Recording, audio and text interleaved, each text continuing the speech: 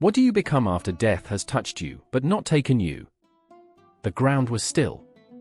Not silent, still. As if the world itself held its breath. Even the trees didn't sway. Even the stars wouldn't blink. Because beneath that suffocating hush, something ancient moved. Not with weight. Not with form. But with purpose. In the shadows between the shadows, barefoot and burning with something worse than rage, walked Xbalanque. Not the hero you think he is. Not just the boy who tricked the lords of death. Not just the twin who fought darkness and won. He is something else. Something older than vengeance, sharper than myth, colder than silence. The gods carved him out of sorrow. Shaped his bones from betrayal. Lit his veins with the laughter of ghosts. His story didn't start in glory, it started in blood. And a promise. They killed his father. Buried him in the underworld and mocked his screams. The lords of Xibalba, they thought death was final. They thought they could end a god by ripping him in half. They didn't understand. You cannot kill someone who becomes the reason for your own destruction. Xbalanque didn't swear revenge. He didn't cry. He listened. He memorized every insult hurled at his father's bones. Every cruel trick. Every fake smile. He watched their games, the ball court soaked in blood, the traps laid in nightmares, and he smiled. Not with joy. With precision. Because he was learning. He and his brother didn't descend into Xibalba like heroes. They were thrown in like bait. But they walked through it like fire. There were houses of knives, of jaguars, of ice. And they survived. Not by fighting. By understanding the rules. By bending the games until the games broke themselves.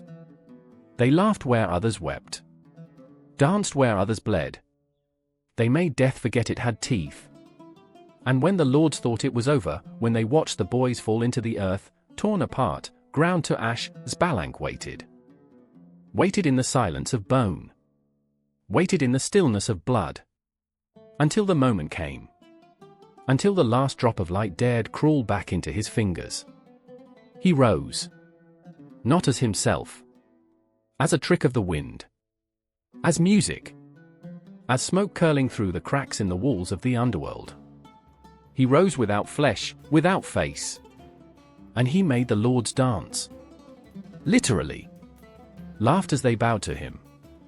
Cheered as they honored him. And when they were too dazzled to blink, he struck. But he didn't kill them fast. He made them kneel. Made them taste fear the way they once fed it to others. Made them feel what it meant to be powerless in your own throne. One by one, their names fell like stones into the black river of shame. And when only dust was left of their pride, Xbalanque took their power and gave it to the dead. He wasn't trying to rule. He was trying to finish what they started. When he returned to the world, he didn't boast. Didn't ask for worship. He simply looked up at the sky, at the sun burning with his father's reborn soul, and smiled. A real smile. Not of cruelty. Of completion. But the gods are never done with those who've walked through Xibalba.